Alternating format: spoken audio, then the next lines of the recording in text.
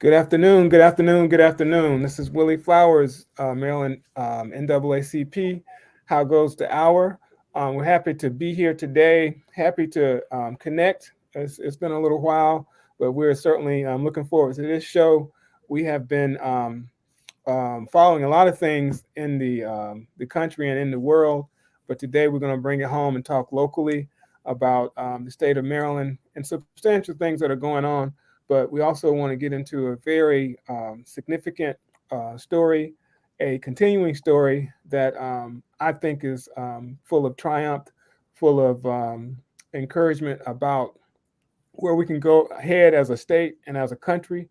I have with us today the parents of First Lieutenant Richard Collins, who, because of fate, incident, was murdered on the campus of University of Maryland in 2017, a week before his graduation, after he had been commissioned in the United States military, after he had spent 4 years being a ROTC cadet at Bowie State University, had everything looking forward to him. And unfortunately, he was murdered by a racist on that campus. Um, the details we'll discuss that a little bit, but we want to certainly embrace the family today. And we want to bring up the subject of Heather Hare and the incident in Charlottesville that happened during the same year. We those two lives are kind of connected.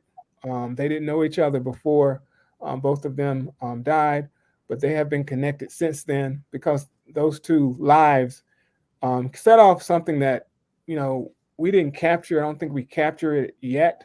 Set off a new series of hate-based murders. Before this season, we called them lynchings when people did hate-filled things. And as a member of the NAACP, I take it seriously as part of my work to look at those types of incidents and figure out how to stop them and how to make the world a better place. So we're happy to have the parents of First Lieutenant Richard Collins with us today. We want to talk about what they've experienced and substantial plans about the future, that we all share in, and working together to build a planet, a state, a country of love, as opposed to what we've been guided by for so many centuries. And the fight is to continue to advance love as an organizing tool so that the world can be a better place. So I want to introduce the parents of First Lieutenant Richard Collins. We have Miss Dawn Collins, and who I've met several times over the last few months, and Mr. Richard Collins Jr. And he's going to represent himself. But the first time I saw him, he did a knockout speech at the opening of the plaza at the University of Maryland. So hopefully we can talk about that. So I want to just open up the floor to them so that we can get this thing started and have Okay. a substantial conversation about where we headed. Well, thank you, Mr. Flowers, for that wonderful introduction. I count it an honor to be here in your presence. And before we get started, I also would like to give a shout out to Susan Bro. We may ask, who is Susan Bro? Susan Bro is the mother of Heather Heyer. We have connected over the tragedy and losing our children to this horrific thing called hate. And we're in a club no one wants to be a part of, but I truly understand her feelings today. And so, therefore, I'm giving that shout out. And thank you again, Mr. Flowers, for allowing us to have this opportunity to speak to the NAACP audience. Thank you. And I want to thank you because I only met her twice in my life. I met her because she became friends with one of our members here in Maryland. His name is Don Cash. He's a member of our branch in Howard County and has worked with the state, but he did work with her. And I met him he invited her to an event. I met her maybe 3 years ago, and I met her the second time at the opening of the plaza. Good. So let's get started. You want to So, give us any question? I'm sorry, I interrupted my husband. So I think it's fair that we kind of know who you are. I know that the last several years have been tough for the entire family. So there was, kind of not an opportunity to let people know who you are, but we want to let people know that you're more than the tragedy, and despite the tragedy, that there's still work to be done. So if take the opportunity to introduce yourself, give us a little background on both parents, and we can bring it together. Okay. Yeah, thank you for inviting us on today. Again, my name is Rick Collins, and I'm the dad of First Lieutenant Richard Collins, the third. And I would just say that just a little background on myself. I'm a retired Navy, 20 years in the Navy, retired now for almost 25 years, and currently a federal employee and a proud patriot who we raised another proud patriot. Hence his mindset to serve his nation in the United States Army. So we're just here to represent our son and his legacy today. So something else that I want to add to that, Mr. Flowers, not only did my husband serve, but my son would have been third generation military. That's So amazing. therefore, when we say we are patriots, we mean it. We showed it. We didn't have to do anything else but do it, put our hands up and say, we are here to serve this nation. And because we have melanin in our skin, we will not have anyone tell us that we're not patriots. Right. That's beautiful. So I I know that the the service to our country is in your blood, obviously. Um, how did you make the decision to go into the military yourself? For me personally, it was kind of I don't know. I grew up in an environment that had, a lot of military, and in the era I grew up in the '60s, it was predominantly something that was repeated through media.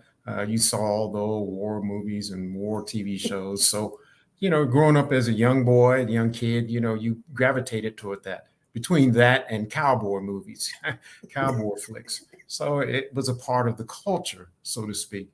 In addition to that, I had several relatives, uncles, and cousins, all who had served in the military, as well as my father, who served in the Army in the Korean War. So it wasn't something that was foreign, as I understand today. Most Americans don't know anyone who's been in the military, whereas when I was growing up, it was hardly any family that you knew that didn't have someone serve in the military. Yeah, it was an outlet, and there's been a lot of studies to show that, contrary to everything else, the military is the quickest way to the middle class for African Americans, and Absolutely. Absolutely. that's overlooked tremendously. So that's powerful that you set in place that kind of structure, and I'm very proud of y'all. Thank you. Thank Thanks. you. So that's why we don't we take issue with people saying what patriotism is. All right. And ascribing it to any ethnic or a group or one group in America, because we're all citizens in this country. And to make the assumption that somehow only certain groups in this country are patriots is a falsehood that needs to be checked at every turn. Right, and you planted the seed with your family, and that's extremely important. Now, I guess we can spin over um to Miss Dawn Collins, and let me just say first of all, the first time I met her, it was unrelated to anything except the fact that we were supposed to meet, I think, and after I realized, and this is after several years of me trying to contact the family, and I shared this story with her, and I just never got the details of who she was or where she was, and it turns out that she was sitting right there in Calvert County in the Board of Education meeting, and I'm standing beside her, and she tells me that she's the mother of First Lieutenant Richard Collins, and I think I went in like I've been trying to find you for years. You did. But after talking to her, after sitting with her, the emotion I had was I just needed to go home and hug my sons, and Yes. that is tremendous. That and I just want to introduce her, but I do want her to frame it to let her know that you do that, and what you're gonna do that what you're gonna do with that power. What you gonna do with that power? I love that, Mr. Flowers. And when you say what you're gonna do with that power, Rick and I, first of all, love our children. So we invested everything into our children. We come from the framework of our children would have if we don't have. And that's what we believe. And instilling in them to be good people and to work hard and to endeavor to do and be all that they can imagine to be. So we said, the sky's the limit. You can do this. So that's how we believe in raising our children. And that's what we believe and what we instilled in them. And so to have our son taken away, murdered under these circumstances, it was unbelievable to us that how can this happen? That someone just standing, waiting for at the bus stop, could someone approach them and put a knife in their heart and not knowing anything, the essence of who our son is and was. It was just unimaginable. And 5 years later, it's still very much a part of our lives. And we're still, and I would tell people to this day, we're still trying to heal and understand this scourge that beset our family. Yeah, it's difficult for us to Now, is wrap our it heads around that. so? Can you share a little about First Lieutenant Richard Collins? And that's again, that's the impact you had on me because you went into decisions you had made to position him to do what he was doing with his life.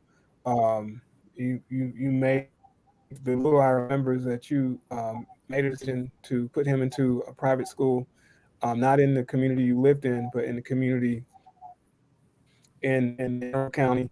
And coincidentally, that's was the first contact I had with somebody who went to school with him, and I kind of fell out, I didn't we didn't connect the dots on me finding him, but so you made those decisions and you made them for a reason. So can you Absolutely. share a little about how you framed Well, one of the things that so we if are you can big share how on as a you family, there's a delay, but we're big on as a family is education and giving you those tools. And we felt that a private education was paramount in making sure that he had the tools to succeed. And once he made that decision in going into ROTC, we were okay with that. We felt that, okay, he has a firm foundation and knowing what he wants to do. So we were good with that.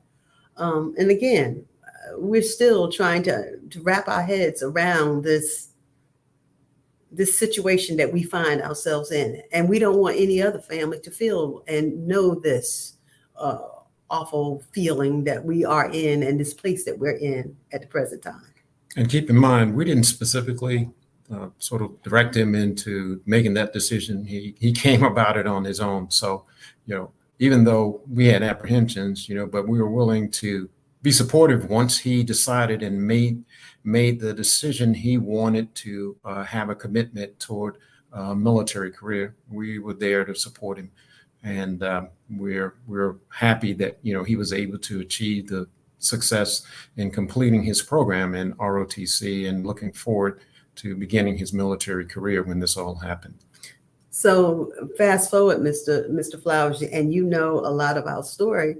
One of the things that after Richard was murdered, we knew that we had to do something and not just sit and cry.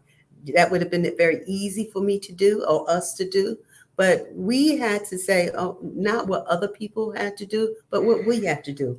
And part of that is why we started the foundation in our son's name.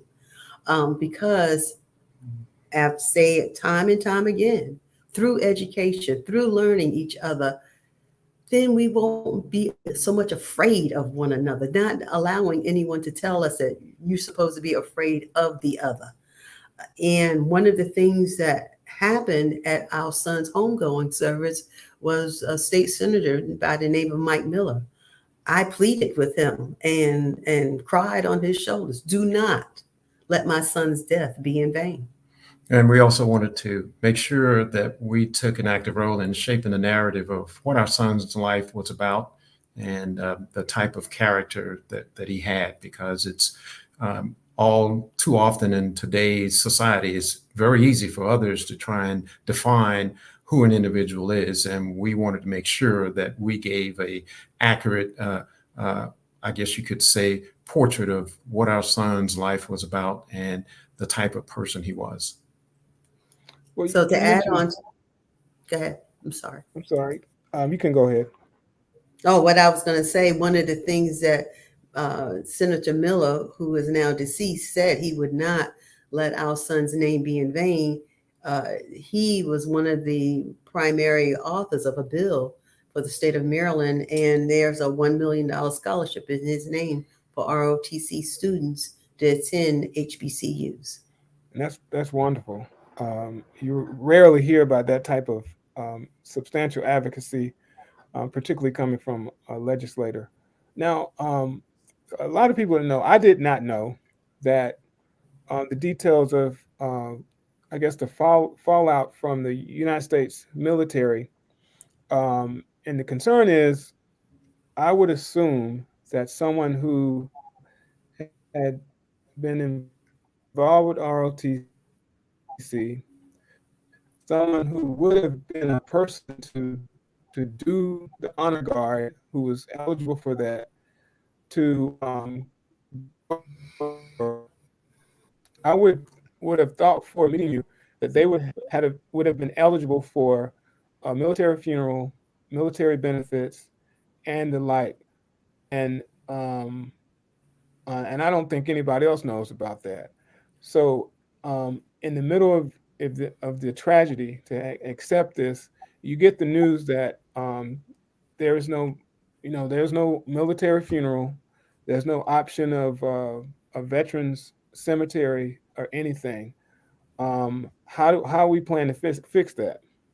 Well, just to give you some background on the military, typically whenever a service member is deceased while he's on active duty, they receive what we call in the military, full military honors. And that means that they receive a burial detail. They're assigned a casualty officer to represent the service member and his family's needs, as well as benefits to ascribe for monetary compensation for that family.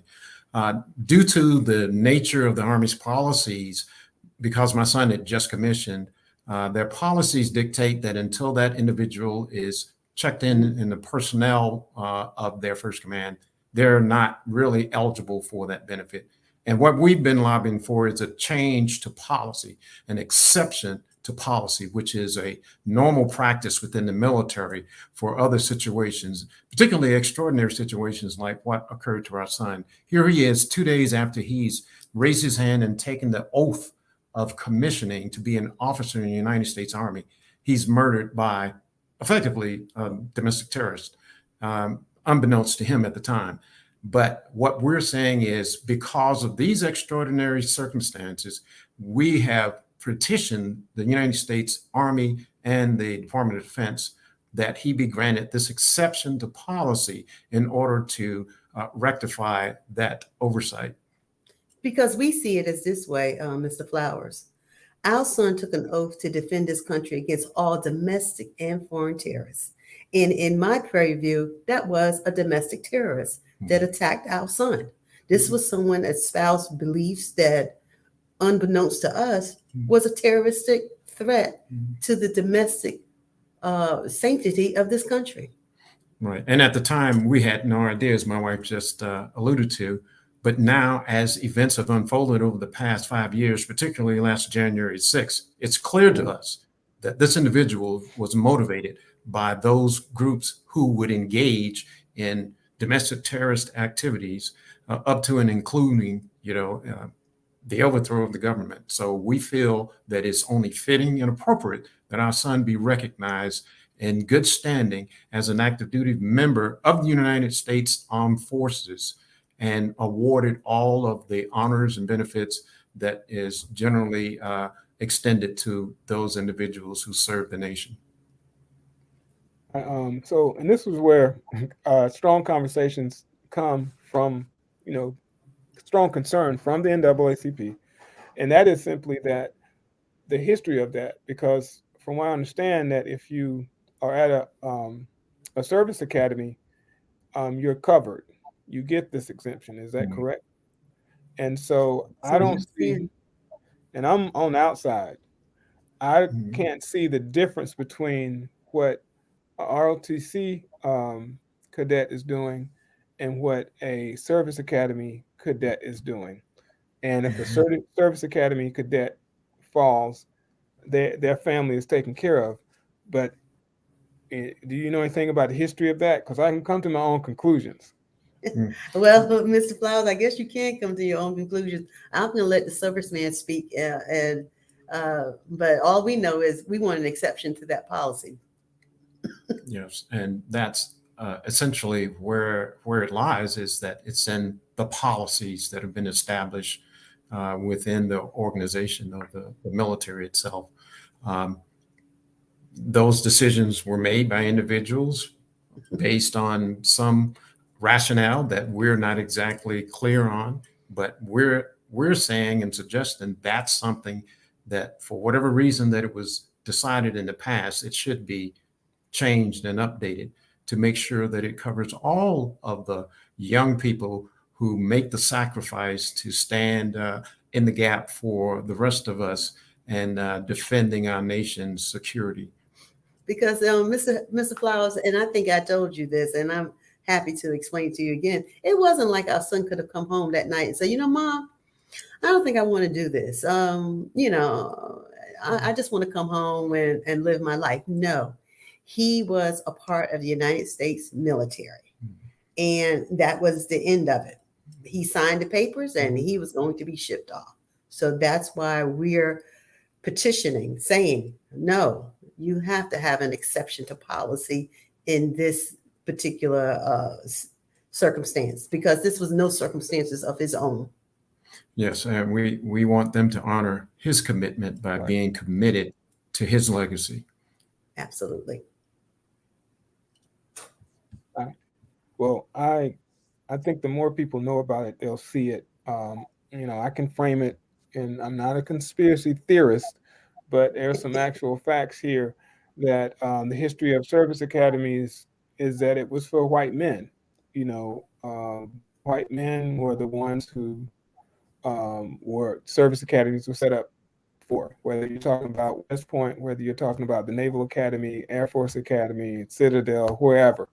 And that has changed over the years, but the policy of supporting their families was in place, I will assume.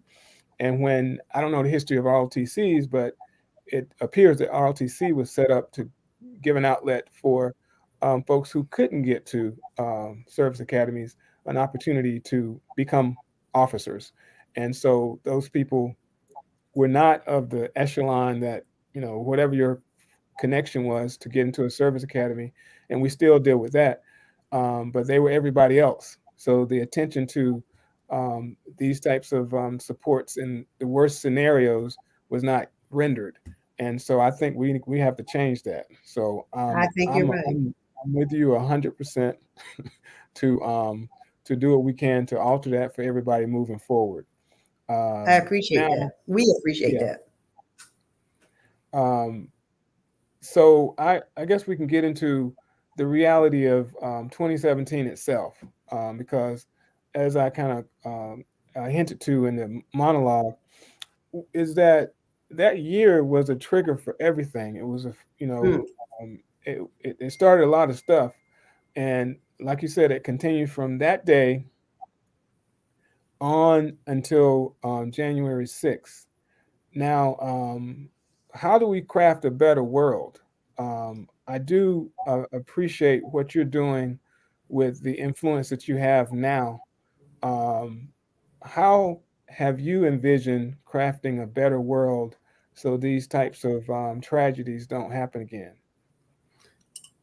Well, we're involved in several things and hoping to change the world. One of the things that we're very proud of, Rick and I, have been the impetus behind a social justice alliance. That's between the University of Maryland College Park and Bowie State University. These are bringing professors together and talking about and wanting to change what the trajectory of this country may be at this time. Something else that your audience may want to join us in, we have a petition, and if they would be so gracious to go online and sign that petition to the Department of Defense. It's Lieutenant Richard W. Collins, burial at Arlington Cemetery. It's at change.org, and they can find that. And we're not asking for money. We're just saying partner with us and letting the Department of Defense know that this has to change, and we are asking for that exception to policy. So we have that going on. And Mr. Flowers, as you spoke about in the monologue, we have now Colins Plaza at the University of Maryland College Park. That's a place of reflection about our son, who he is and was. Why we call it plaza is because we don't think that the spirit of our son is dead. It yet still is alive and well. And we want people to know who he is and what he was and what he stood for. Right. Yes, and I would add to that, our goal here is to, in answer to your question, is to change the mindset of the social construct in this nation as it relates to African Americans in particular, but in general, all people of color in this nation. There are some, particularly, let's say, forces that's going on different forms of media in the country that is trying to present a difference in our social, economic, and educational, religious goals. But fundamentally, we are Americans, we are patriots, and we believe in this country and we believe in the Constitution. So anyone that challenges that is presenting a false representation of who we are and what we believe. And we simply want to dispel all of the myths and rumors surrounding those who would engage in that type of activity. And that's why we have endeavored to establish our foundation to support championing social justice and inspiring our future leaders. Absolutely. Now it seems that, and again, I don't think people know about your work. So if you need to nudge me to say chill, say that. But No. it was a case that you have to deal with this situation with the funeral, and then you prepare for the trial. You find out in the trial that there's not a hate crime um, uh, um, uh, conviction, but then after you learn that, you work. And I don't know if you had been a lobbyist before, but you work to change the laws to strengthen hate crimes. Were you prepared for any of that? Absolutely not. But just to sort of frame this, there was a hate crime charge that was presented during the actual trial. However, the judge, in his estimation, decided that there wasn't sufficient evidence in order for the prosecution to pursue a hate crime charge being levied during the trial. So he took it upon himself to dismiss that charge and not present it before the jury during the trial. That was at his discretion. So, but in our estimation, there was clear evidence during the course of the trial that demonstrated that this individual trafficked in social media websites that had atrocious racial epithets and anti-Semitic, anti-LGBTQ epithets, and basically threats of physical harm for individuals that fall into those special categories, which is a clear indication. And we liken it to if the government were to find child pornography on someone's phone or computer, they would charge them as being a pedophile. And we say this is no different. you look at the communications that were on his phone, that's a clear indication of what his intent is. And that's why we thought it was important that we lobby and the legislators in the state of Maryland to change the law, which made it so restrictive that the judge felt it in the best interest of the trial not to pursue the hate crime charge itself. But fortunately, we're able to partner with the state's attorney's office from Prince George's County, Ms. Aisha Braveboard, to lobby the legislators to change the law to make it less restrictive and allow prosecutors to have a better tool to be able to charge and to get convictions of crimes from those people that would perpetrate such a heinous act. And no, we're not lobbyists, but we knew it was right. So you won. Yeah. You are now. Okay, Well, Ms. Flowers. Speaking of that, because lobbying is about, having the right people in the right place. It was such the case that State's Attorney Brave Boy, that was her first year in office too. That's right. And this was her first major case. Yes. Right. And ironically, or coincidentally, she was a delegate, so she knew how to maneuver. Yes. And I'm not saying it wouldn't have happened with anybody else, but it just happened that you had a legislator, a seasoned legislator, who was had a job to do as state's attorney, and it kind of worked out. I'm not saying it was easy, but it happened, and I don't think you could have had a better situation for it to unfold. So Yes. like I said, you're a lobbyist, and I do want to address something that I think is missing. And every time I talk to you, it hits me that the magnitude of many details in this, because when I was I don't even think I was in high school. I can't remember the year. I think it was 1984 when Len Bias died.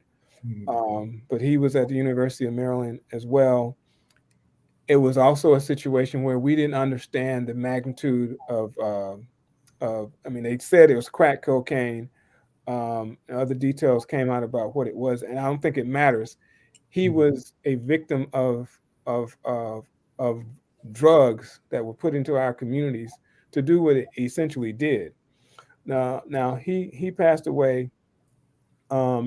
His legacy was kind of maintained by his mother too, who has since then been working very hard to talk about these frameworks and not just what drugs have done to our communities, but she had another son who was actually murdered not far away at Prince George's Plaza, I think it was, in near College Park, and she has always been fighting for it, for justice, fighting on this conversation about substance abuse and black on black crime. And now you're in a position where you're in the same club. Now, I guess not only am I here to help you, but I'm here to give you an opportunity. Hopefully we can expand this message about how we can all work together to advance a better focus on how we heal, how we can reduce these types of hate-filled assassinations, and how we can make a better country for everyone involved. I agree with you. So there, as you said, there are many tentacles to our story. This is not the first time that hate has come to our family. But something else that I want to add to that, what you're speaking of, is the mental health aspect of this. It is so very important that people, I shouldn't say people, but in where we are, there seems to be an idea that you just heal from this. And that is not the case. This is something that lives with us day in and day out. And so we as a community must understand that the mental health aspects of what it is that hatred does to all of us. As I forestated, this is not the first time that something like this has come to our door. And if my husband won't mind, he can share his backstory about hate and the effects on him. Yeah. And if I can, first just Please. reiterate my wife's comments about the effects of this, not just on us as a family, but throughout the community. This act that happened to our son, and that happens over and over again, Mm. not just currently, but throughout our history, is an act of terror against an entire community.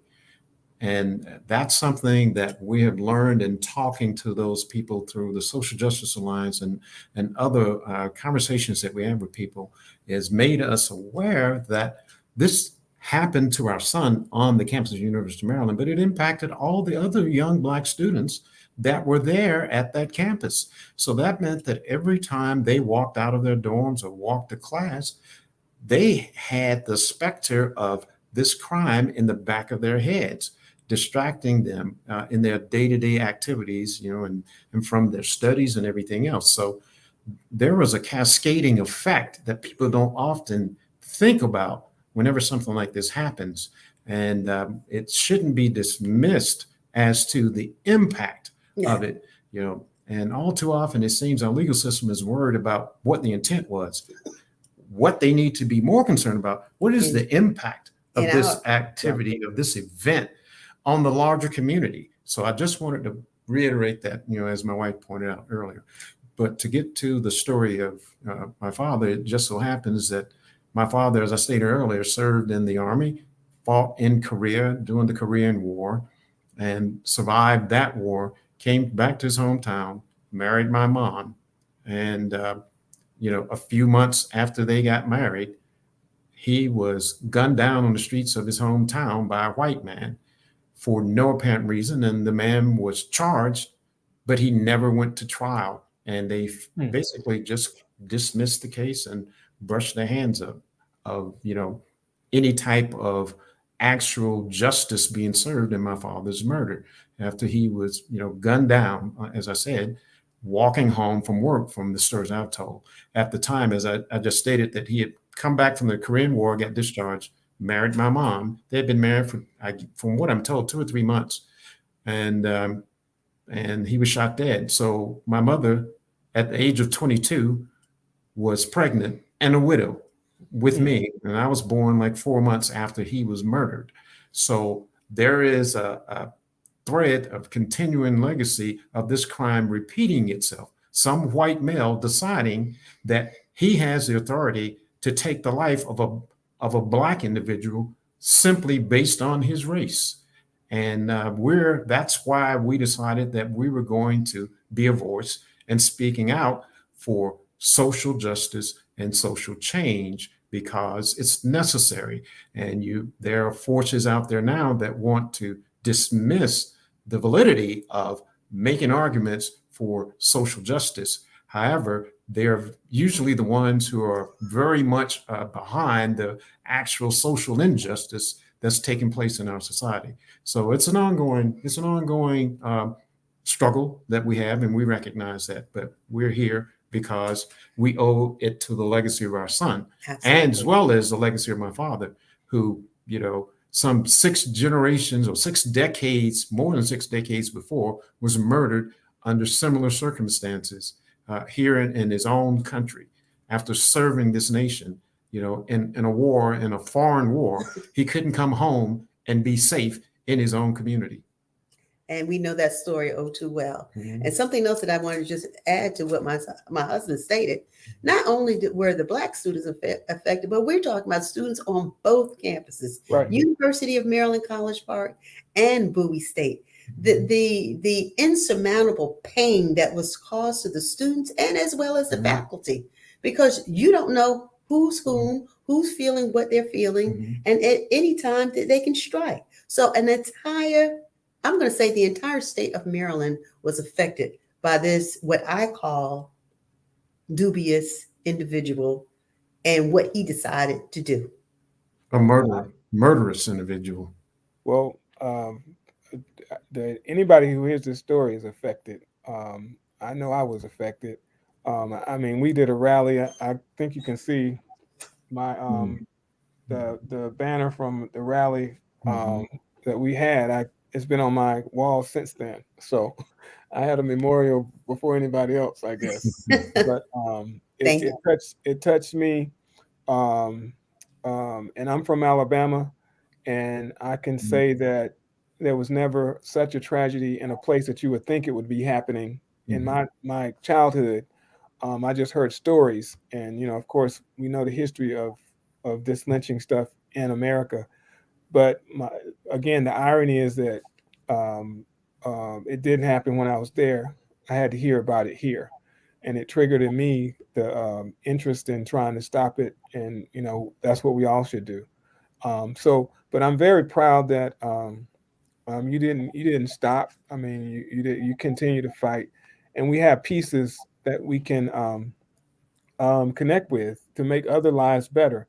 Um, and I really want you to get into the details of how to participate with the foundation, how the scholarships work, because there are two lines of scholarship opportunities, correct? One at the That's- University of Maryland, and then the state one Oh, I'm that sorry.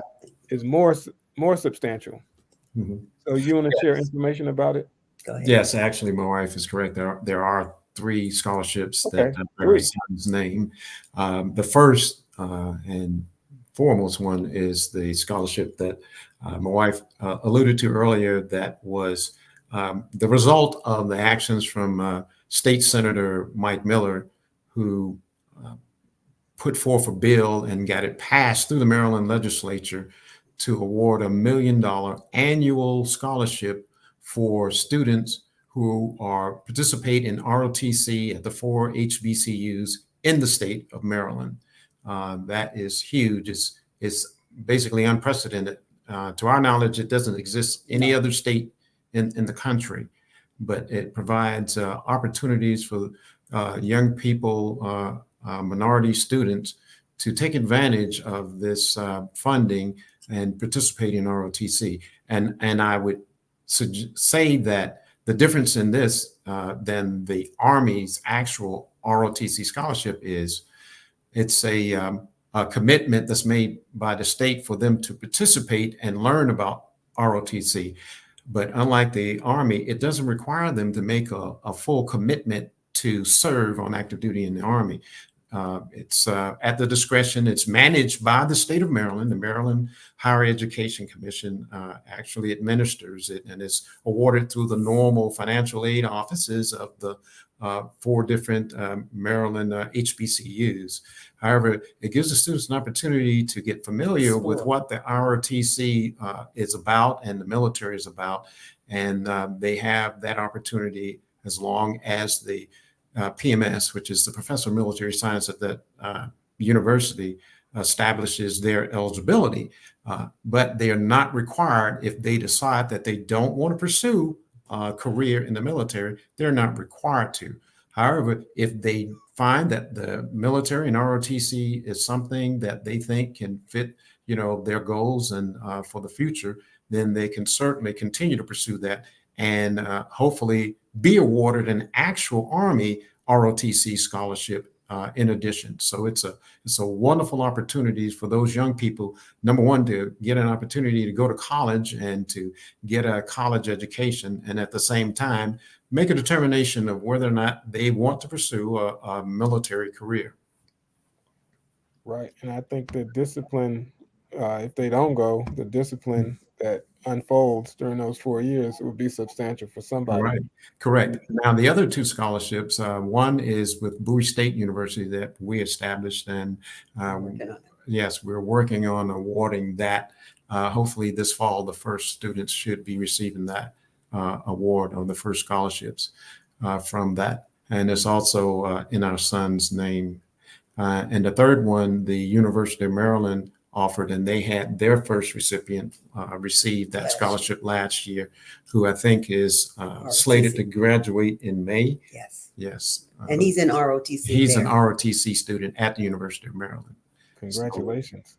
Yes. Absolutely. So now the big one is something we got to get the word out about, because that $1 million scholarship, in scholarships plural, is substantial. and it's in perpetuity, right? It's not Correct. going to end. So Correct. Absolutely. we got to figure out how to get the word out about that, because Right. one thing Well, that we're working about, I think everybody is important to everybody, is be debt free with college, and this is one outlet for that. And how did the first round go? You've had one round of scholarships for the state scholarship. Well, we've had well, several, and yes. thus far, Mm, Mr. Flowers, we've had over 200 cadets receive that scholarship and become military officers as a result mm. of having that money. So we're very proud of that. And as you just said, this is something that is done annually. Yes, and the PMSs have been Yes. very active. The professors of military science at the universities, the HBCUs, have been very active in both recruiting and getting the word out to students about these scholarships. So it's gaining traction as we continue to move forward. This is the fourth year actually that it'll be awarded. So we're real excited about that.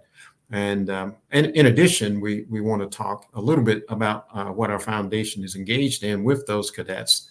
And one of the programs, we've had the good fortune of partnering with some very great organizations in the private sector. The first of which is Outward Bound, which is an organization, a nonprofit organization that works with young people, students, and adults, really, to establish bonding relationships. So we've had the good fortune of partnering with them, as well as Under Armour, who has agreed to a 3-year pilot program with our foundation and Outward Bound to have cadets come together annually for a 1 week retreat where they go out for team building between the cadets at the HBCUs and the University of Maryland. And we're hoping to expand that to other universities in the area as well. And ultimately, our grand design is to have that model replicated across the nation with other states and their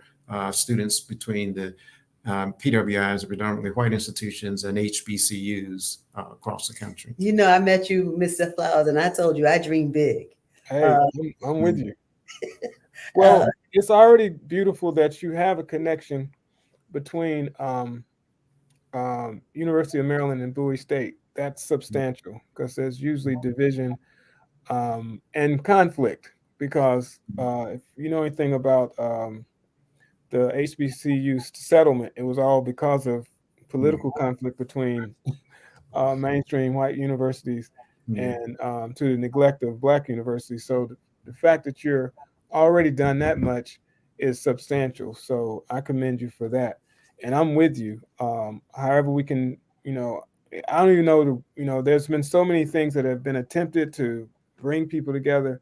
I don't even know what the solution is. I just think that we got to try as much as we can to bring people together. well, Um, absolutely. We agree 1,000% with you. and I want to commend you for the opening ceremony. There was a diverse group of people there, different cultures, ethnic backgrounds, and you probably saw a better picture of it than I because I was in the back. But ages, everything was there, and I think that's what we should be working toward. And then you have substantial support from the university there, and that was marvelous. Thank you for saying that, and thank you for being there. And Rick and I believe wholeheartedly that this is inclusive. As you first stated, we had groups like ADL represented, NAACP was represented, the Lawyers Committee, and on and on and on. Southern Poverty. Southern Poverty Law Center. All of these uh, groups and entities are important in bringing the total story as to what America is important to us. Now, I don't want to I don't put the cart before the horse, but Okay. I do want to reinforce that you have a lot of support out here, and Okay. we talked about, and I think that you're going to get more support. But I do see that there is a consistency in what you mentioned earlier about what happens when family have, not just a tragic death, but death itself is hard to deal with, because we don't, you know we don't know, you don't know what your reaction is going to be. And with the concern about that type of healing, I know in Baltimore City they have a institution called Roberta's House, and it's a project that's connected to the March family in Baltimore City that basically sets up an opportunity for grief counseling for people dealing with death. Period. Is there a consideration of that type of movement in what you do? Because you would be a substantial voice for it, and I think that it would be a compliment to what's happening with First Lieutenant Richard Collins the third legacy. Yes. No, we haven't given any specific consideration to that particular idea, but I just want to add to something that you mentioned about how difficult it is to deal with the death of a family member. I place it on another level, not only a family member, but your child. There is a difference. I've had family members pass away, parents and aunts and what have you, but there is a distinct difference to lose your child, particularly in such a horrific and tragic way. I don't really have the words to sort of describe it, but it cuts you to the core. And there is no way to really prepare yourself. It's something that, as a parent, even though you know that we're all mortal and that we all have to face the end in death, I never allowed myself to even consider that for my children. I didn't have the courage to even contemplate that. So there is a significant difference. But to your question, I haven't looked at that as a particular action. I don't know if my wife can speak to that. We got work to We, do. we're engaged as it is, but we certainly, if nothing else, we give, certainly moral support for people who are engaged in that particular endeavor. So, well, and then I'm going to add to another organizations like Maryland Crime Victims. Hmm. We are victims. And something that my husband said, lose a child. I tell people we didn't lose Richard. Someone had the audacity to take him, to steal his life for nothing. So yes, if you think that Rick and I could be of value, because I don't want anyone to travel the road that we are on. Yes, you need to hug your children more tightly and understand the value that they are. And tell them how much you love them and care for them. That's important. Because I would give anything to have that conversation with Lieutenant Collins. All right. Well, that's the direction you had. You have my support. I certainly commend you for all the work you've done. I mean, you've done more in what is it, 4 or 5 years than a lot of people who are in office to do something ever do. So, so I want to acknowledge that. You didn't lay down. You didn't let your grief stop you from advocating for your son, and that should be commended. And I'm here to be a part of your team. I Great. offer you that as long as I have breath, because I think it's substantial. And I certainly, like I said, I don't want to add another project to your list, but I do think that we should at least review the options about how we can make families and communities better with some substantial and intentional healing, so that a tragedy doesn't stop them, whether it's their mental health or otherwise. So I'm with you, however that looks. I'm here to help you. I also want to acknowledge the work that has to be done from a policy or legislative standpoint to bring this to fore, that not only Lieutenant Richard Collins gets what he should be awarded to him, but nobody else has to have to deal with that situation moving forward. So Absolutely. these are outtakes. So you have anything you want to close up with? Yeah, this is what I would always say: can't stop, won't stop. Can't stop, won't stop. Mhm. Yeah. Thank you, Mr. Flowers. No, thank you for the time. I know this was a challenge, but hopefully it's a warm up to when you get on that big stage, because I think that your story should be told. I think that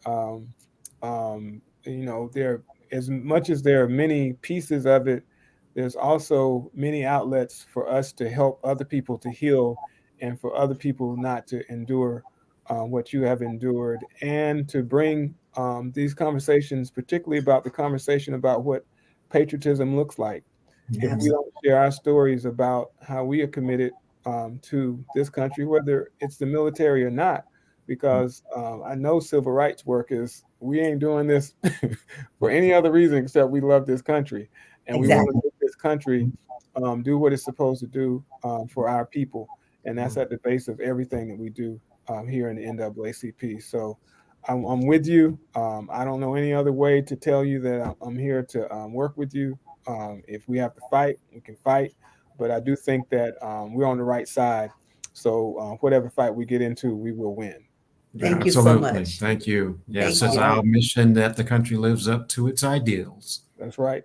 All right. I want to acknowledge Bantasha Sims. She is ready to fight with you, because she's been Okay. responding right here on the line, and someone from Harvesting Justice. So I think when we pull this together, we'll have a team that's going to be ready to take it to the next level. So Yes. I love both of y'all. And again, you done reminded me I got to go hug these boys again. So Yeah, exactly. Yeah. thank you for Thank your you. time. All All right, right. Mhm. Speak take with you care. soon. Bye All bye right, Take now. care. take care.